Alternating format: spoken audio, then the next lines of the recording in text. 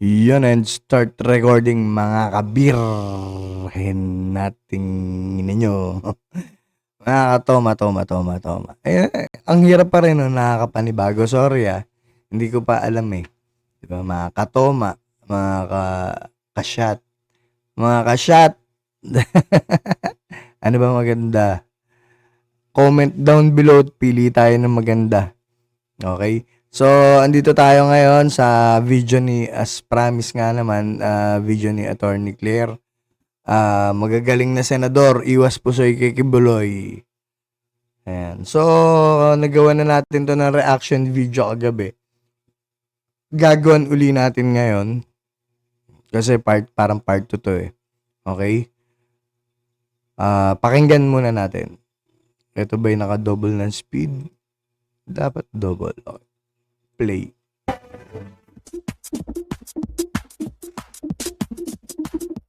Kaya dapat bang sumipot na si Kibuloy Ay, naku partner, sige po. sa hearing ng Senado? Baka sakali makakatulong to sa ekonomiya.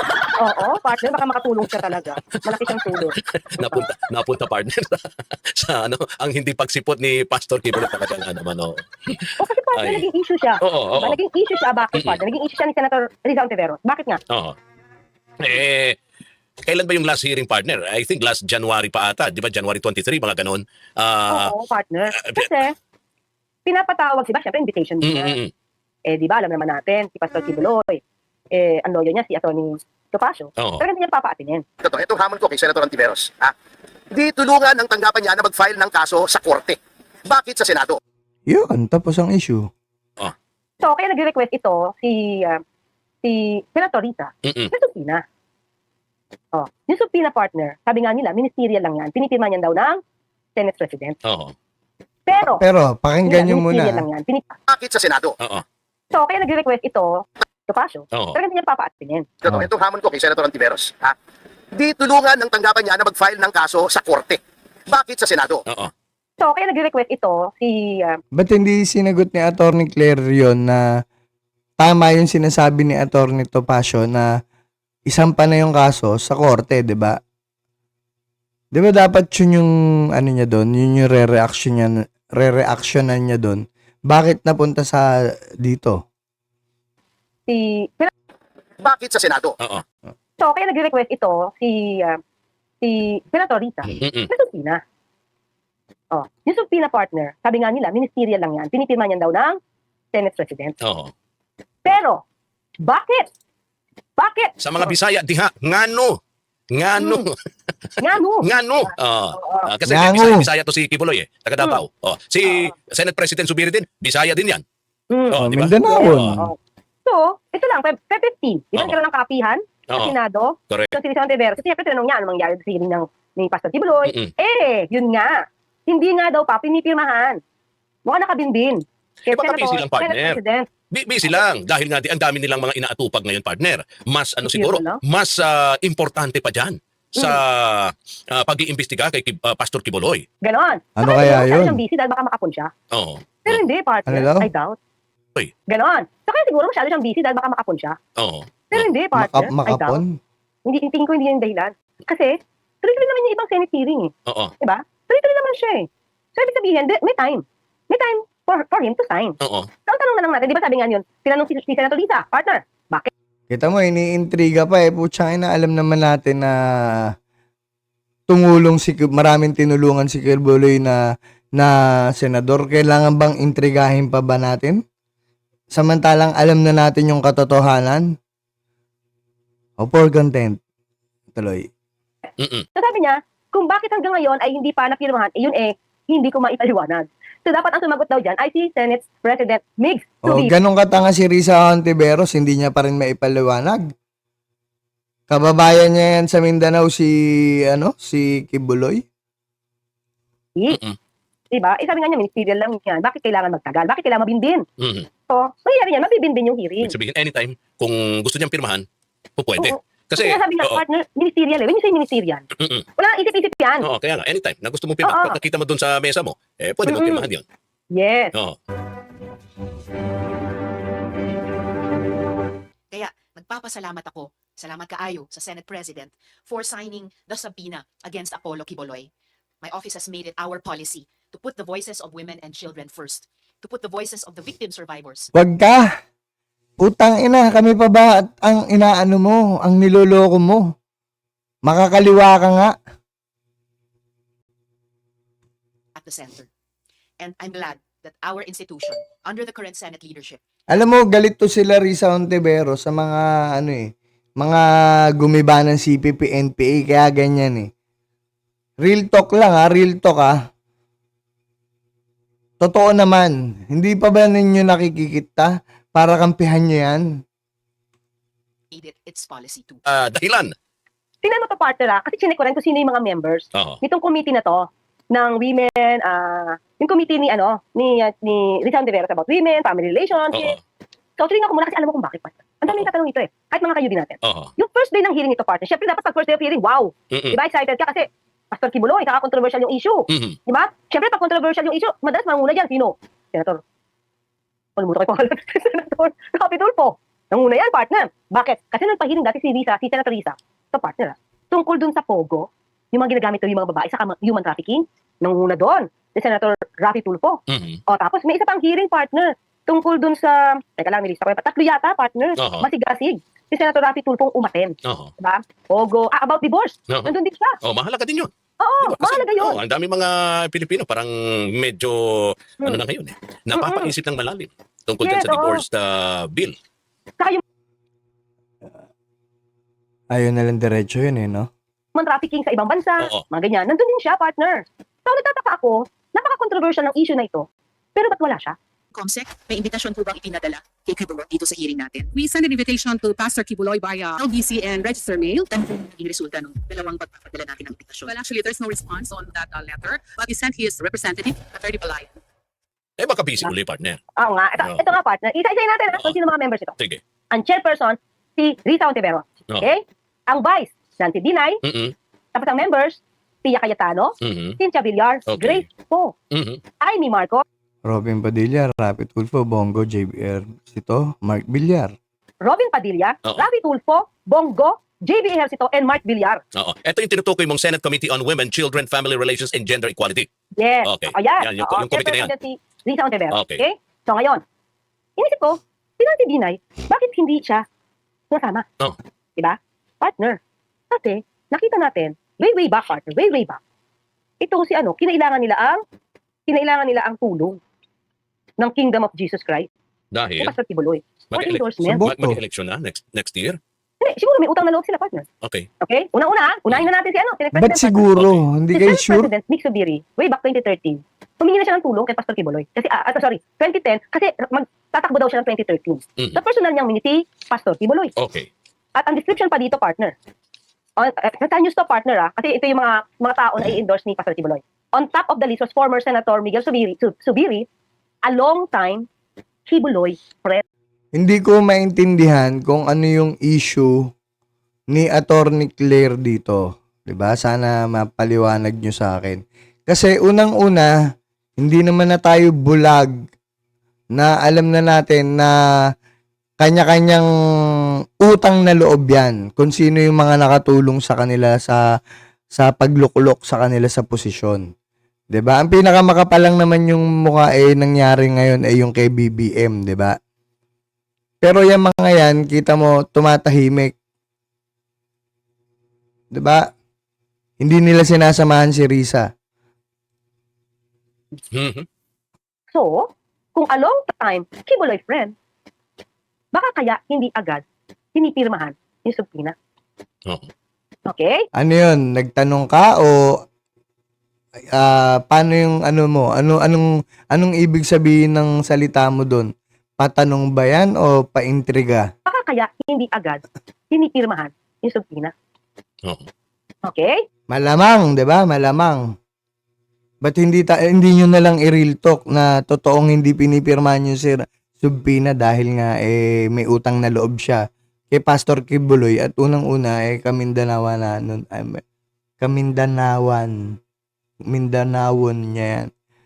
Nagdadalawang Yan. isip pa. Nagdadalawang isip siya, di ba, Mhm. partner? Parang ganun. Sino-sino pa yung in-endorse niya noon, election, no? Nandoon si Senator Cynthia Villar. Oo. Magandang hapon po sa inyong lahat. Forward natin. Mga kapatid, Kibulo. Mag-isa siya. Mag-isa siya. Iniwan Buti siya na- mag-isa. Oo, wala talaga lahat ng members. Sinamahan lang siya na hindi pa member ha. Isang lang talaga, si chairperson, Mhm. si Rita. Okay. Wala lahat yung members. Wala. Mag-isa siya. Mag-isa siya. Iniwan Buti siya na- mag-isa.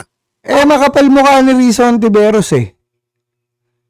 Ibig sabihin, Attorney Claire, kinakampihan mo si Risa sa mga resource person niya. Sabi niya, mga ano niya yun dun sa una nating video kanina, sabi niya, ano niya yun, testigo niya yung mga yun.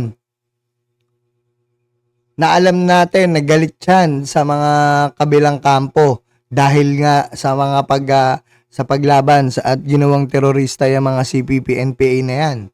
At sila Risa Ontiveros makakaliwa. Tapos paniniwalaan na kaagad natin yung kanyang mga testigo. Attorney Claire naman. Oo, wala talaga lahat ng members. Sinamahan lang siya na hindi pa member ha. Mm-mm. Minority, floor leader. Coco Pimentel lang. Isa pa rin yan Kaya nga minority sila Oo. Pero parang Magkakampi yan privilege niya yan. Oo. At minority floor leader. Oo. Nasa, kahit saan siya sa committee, pwede siyang pumasok or Kahit saan siya pumasok, wala namang bilang yan. Hindi minority black but si Senator Risa Ontiveros. And of course, nung narinig ko yun, ang tanong ko lang naman sa kanya, merong kang affidavit, may ebidensya. Sufficient then to start an investigation. Hindi pa, but kinonfirm ko lang sa kanya. And she assured me na meron. Yes, depends on the schedule. Pero supportive po kayo sa investigation, sa call to investigate. Yes, kasi yung kay Susa Socorro na link yun sa in aid of legislation. For as long as it's in aid of legislation, it's not about solving a crime. Kasi mahirapan kami yun if we are to solve the crime. Anong ginagawa nga ni Risa? Solving a crime na hindi na in aid of legislation Sino-sino pa ang mga Member? nasa listahan mo? Ano nasa listahan na in-endorse ni Pastor Kibuloy nung nagdaang eleksyon? JB. JB. Actually, partner parang 2013 pa to. Pero Oo. ibig sabihin, syempre, there's this gratitude. Oo. Yung, kung sa Tagalog pa yan, utang na loob. Yes, utang. Utang na loob. Okay. Yes, oo. Mm. Nandun yung si JB, ayan ito, saka si Nancy Binay. Okay. So wala ang pangalan dyan ni Senator Risa Ontiveros at ni Senator Coco? Wala. Hindi, Okay. oo. Oo. So ngayon, Kaya wala silang utang na loob. Malamang kasi kalaban yung NPA Alangan naman sumanib yung mga yan. Mga makakaliwa nga yan. walang utang. Utang na loob. Okay. So, si Utang Amy Marcos na member ngayon, loob di ba? din. Ng committee na yan. Oo. Pero hindi siya dumating. Baka may mensahe po kayo para sa kanya. Nako, sa ating forward natin. at buti. Kapag tinututukan lang na Bakit? Malapit siya kay dating Pangulong Duterte. Hanggang dikit si Pangulong Duterte, dating Pangulo, saka si Pastor Kibuloy. Tatanungin niya ba yan? Of course not. Hindi niya tatanungin, di ba? Mhm. Yung pwedeng mag-pin down, kung mapipin down man, ng mga witnesses, si Pastor Kibuloy. Oo. Robin Padilla, partner, itong eleksyon. No. Ang laki ng utang na loob niya dito. Aminado siya dito. Sa SMNI. Oo. At parang, naano siya, na-endorse, Mhm. kung yung exposure niya pa. Oo. Definitely, hindi siya aatin ng hearing na to. Oo. Di ba? Hindi siya magpupursige. Senator Bongo, of course not. Of course, hindi siya makikipagtulungan. So, yung napag-usapan namin kung minsan, nasasabi ko nga na Mayor, wala talagang ibang makapagpapatuloy nito kung hindi tatakbo si Mayor Inday ng pagkapangulo, kundi si Senator Bongo. Napag-usapan namin yon. So, ngayon, nagkatotoo na nga. At saka ako, kung tatanungin ninyo kung saan ako, kung ano ang desisyon ng ating Pangulo, nandoon ako. Di ba? Bakit? Hanggang dikit ni dating Pangulong Duterte. So, kaibigan din naman si Pastor Kibuloy. Anong Diba? issue? Mark Villar, ganun din partner. Close siya, very close siya, kay dating Pangulong Duterte. At saka, yun. Malamang, ano niya yan DPWH Secretary ng Duterte yan Diyos ko naman, mga ano na itong mga to. Attorney, ano ba yan? Pangulong Duterte kay connect the dots mo, hindi talaga yan papasok. Mhm. Oo. So, ang dami nagtataka, bakit? Si Risa Ontiveros lang ang umaten. At the same time, si Coco. Dahil siya lang ang NP. Hindi, siya lang ang makakaliwa. Siya lang ang makakaliwa. Hindi niyo pa ba alam yun? Lahat ng itong maiingay, hindi umaten. Oo. Di ba? So, yun. So, para bang nakakapagtaka, teka na partner, sino pa ba Ba't member ka ba dito? magtataka? Pia Cayetano pa pala, partner, sorry. Mhm. Si Pia Cayetano, ito lang yung i-connect ko sa kanya. Unang-una, re-electionist to Oo. So, hindi siya pwedeng sumakay dito. Kasi marami pa rin supporter ni Pastor Kibuloy. Tandaan natin yan. Di ba? Pag nag-endorse yan, ilang milyon din yung pwedeng naibigay na miyembro ng Kingdom of Jesus Christ. Mhm. And at the same time, partner, in-endorso si Senator Pia Cayetano noon ng hukbong pagbabago. Kanino na ba yung hukbong pagbabago? Di ba? Kay Mayor, kay VP Sara noon, yung Mayor pa siya. So may connect, di ba? Duterte pa rin. Pero nung first hearing, partner, kaugnay nga rito sa mga aligasyon laban kay Pastor Kibuloy, kompleto ba yung mga miyembro ng komite at mga wala, mag-isa lang Wala. talaga. Since Mag-isa lang talaga Oo. si Senator Riza. Oo. Di ba? Ito pala, sorry. Bakit pala wala? Feel ko lang Oo. analysis ko lang. Bakit wala si Senator Raffy Tulfo? When in fact, sabi nga natin, controversial to. Mhm. Lahat naman ng controversial issues, lalo na pag may anomalya, at may tiwali, at may BOBO, Mm-mm. pasok siya, di ba? Member pa naman siya dito. Oo. So, ito kasi, minsan yung strategy to, pwede natin basahin to as strategy ni Senator Tulfo, Raffy Tulfo. Tingnan mo lang kung saan siya umaati ng mga hearing. Yung wala masyadong sabit, tingnan mo yan. Yung tungkol sa PI, never siya umaten doon. Mm-mm. Kasi politika yun. So, ayaw niya siguro maging negatibo Mm-mm. sa si Speaker Romualdez. Mm-mm. Diba? Kasi hindi natin alam kung anong plano niya, kung kukunin siyang vice president Mm-mm. or kukunin siyang presidente kung siya yung malakas. So, hindi niya pwedeng saltikin, di ba, ang mga Romualdez. O, siyempre, pag sinabi natin Romualdez, kasama na dyan si PBBM. Magpinsan yun eh. Di ba? Sus, mahina. So, hindi rin niya pwedeng kantiin itong Senate. Mm. Kasi bakit? Miyembro siya dyan eh. Oo. So, tingnan niyo mga kayubi, kayo lang magbasa. Meron bang sinarihan na issue pagka-politika ang pag-uusapan si Senator Raffy Tulfo? Wala. Play safe siya. Kasi nga, kung tatakbo siya sa mas mataas na posisyon sa susunod na halalan or sa 2028, tama ba? Oo. 2028, dapat, Kaya nga ako, matagal ko na rin issue yan eh. Matagal ko tinatanong, di ba? Bakit yung mga nilalapit lang sa kanya na kaso galing sa wanted sa radyo yung inaakyat niya. Pero yung mga tunay na may mabibigat na kalaban, hindi niya kaya. Di ba? parehong okay siya sa both parties. Oo. Kaliwa kanan. Oo. Ah. Hindi, Diba? ang akin lang naman nakikita ko, partner eh. Mm. Doon siya talaga sa mga problema na directly, yung talagang apektado ang ating mga kababayan. No. O, yun nga. Kasi sumbungan siya naman, action man siya eh. Nagiging Oo. investigador nga ng bayan ng Senado. Oo, kaya nga, oo. Doon siya sa mga, alam mo yun, yung mga, sa tingin niya na talagang, ito ang kailangan bigyan kaagad ng aksyon. Bigyan kaagad ng solusyon. Yung PI, paminsan kahit nga yung tao hindi alam kung anong pinag-uusapan dyan sa PI na yan eh. PI, di ba? Oo. Anong ibig mo sabihin niya? Hindi niya alam? Hindi. Kung ano yung pinag-uusapan sa PI? Hindi ko sinabi na hindi alam ni Senator. Ang ibig kong sabihin, para kay Senator, mas dapat unahin total. Pinag-uusapan na iniimbestigahan naman. Paano naman yung ibang problema ng ating mga kababayan na kailangan din bigyan ng aksyon, ng solusyon. So, doon siya, partner, Ba't tayo yung ayaw yung diretsahin na walang balls? tuto, partner. Oo. Pero partner, kung ikaw ay darating ang panahon Oo. na mas aakyat ka, magle-level up ka, Oo. Pero ako hindi ko talaga maintindihan tong issue dito sa video ni Attorney Claire. Pagdating kay Kibuloy, diba? Hindi mo malaman kung parang siya yung may bias. Opinion ko to na may bias siya kay Risa Hontiveros. 'Di ba? Na parang naniniwala siya dun sa mga testigo ni Risa Hontiveros. 'Di ba?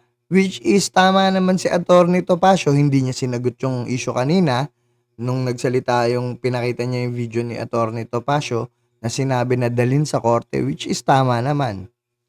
'Di ba? 'Di ba meron ngang issue, sabi pagka malakas ka dun sa bayan na yon, pwede kang mag-request na wag dun gawin. Ano yun? Request to inhibit, parang ganun, di ba? May request to inhibit. So, pwedeng gawin nila yun, di ba? Para ilipat sa ibang lugar na walang kapangyarihan si Kibuloy. Di ba? Pero yun nga yung tanong bakit kayo matatakot? Kung tumayo kayo dyan, ibig sabihin matapang kayo. Pero takot kayo. Dahil malaki kalaban nyo. Magulo kayo. 'Di ba? So, kung talagang tinayuan nyo yan, tayuan nyo yan. Huwag kayong matakot. 'Di ba? So, yun lang. Kayo mag-comment dito, mga kainuman. Hindi ko na alam kung ano tatawag. Naninibago talaga ako. Mga kainuman. 'Di ba? Mag-comment kayo, mag-subscribe kayo, at mag-like. 'Di ba? Para Mag-comment kayo, welcome dito. Kung gusto nyo i-debunk tong video na to, debunk nyo. Okay? Maraming salamat and mag-inuman na tayo. Stop recording.